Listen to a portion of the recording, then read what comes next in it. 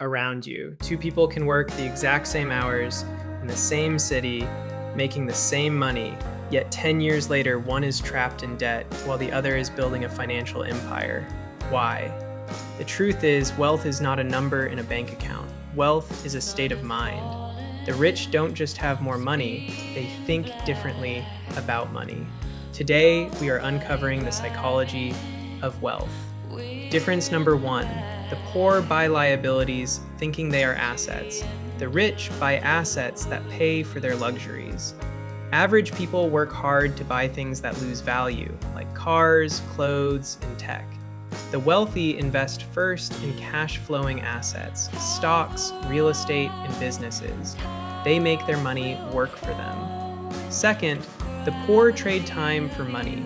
The rich build systems. If your only income source relies on you showing up every single day, your earning potential is limited by 24 hours. The rich leverage other people's time, technology, and systems to create passive income that grows even while they sleep. Finally, the poor focus on obstacles while the rich focus on opportunities. When a crisis hits, the average mindset sees risk and hides. The wealthy mindset looks for the hidden opportunity. They don't fear failure, they fear staying exactly where they are. If you want to change your bank account, you must first change your mind. This is just part one of our series. In part two, we will reveal how the rich protect their wealth.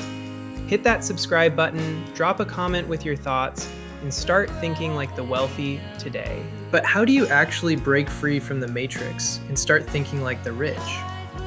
The next major difference lies in how they value education. The average mindset stops learning after school or college, seeking comfort and safety.